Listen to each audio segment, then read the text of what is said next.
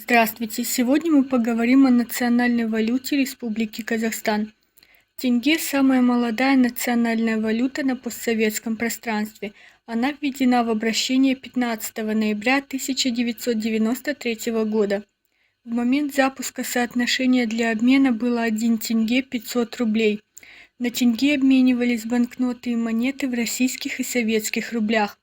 Название тенге происходит от средневековых тюркских мелких серебряных монет деньге или таньга, от которых произошли также названия русской монеты деньга и само слово деньги. Республика Казахстан стала одной из последних стран СНГ, пустивших в оборот национальную валюту. 12 ноября 1993 года вышел указ президента Республики Казахстан о введении национальной валюты Республики Казахстан. В 1995 году в Казахстане открылась банкнотная фабрика. Первая партия тенге была напечатана за границей в Англии. Первые монеты чеканились в Германии. Первые серии банкнот печатались с надписями исключительно на казахском языке.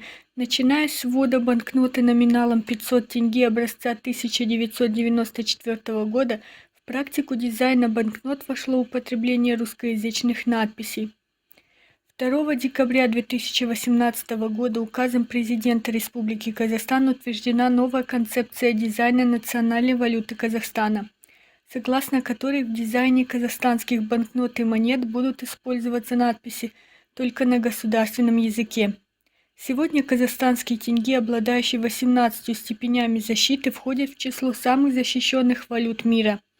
В настоящее время на территории Казахстана имеют хождение денежные знаки достоинства. Банкноты 500, 1000, 2000, 5000, 10 тысяч и 20 тысяч тенге.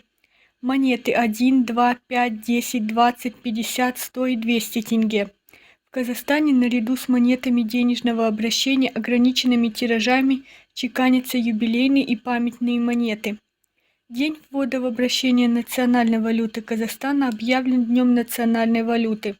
15 ноября также считается профессиональным праздником работников финансовой системы Республики Казахстан.